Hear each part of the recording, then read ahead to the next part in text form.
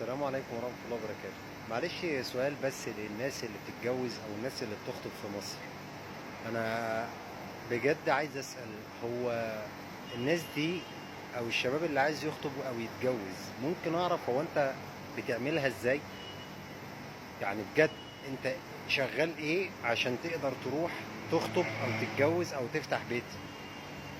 أنا بسأل لأن أنا كمسافر هنا، يعني أنا بتعذب عشان أعمل شقة، بتعذب حرفيا.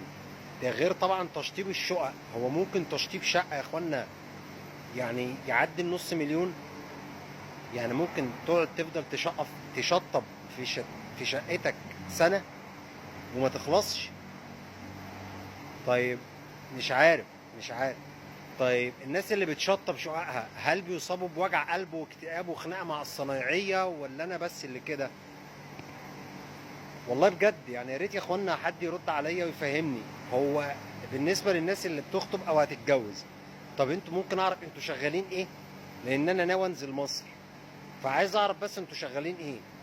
ده رقم واحد. رقم اتنين، طيب عشان افتح شقه المفترض اشطبها بكام؟ المفترض يكون معايا فلوس كام تشطيب؟ ممكن تشطيب الشقه يعدي النص مليون ومليون جنيه.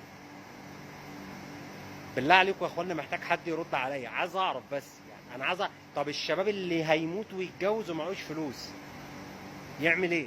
بجد والله العظيم انا مش يعني من فضلكم لو حد عنده جواب، بس بالله عليك جواب يعني عملي واقعي يقول لي، ولا هو ما يعني ويمشي في الحرام.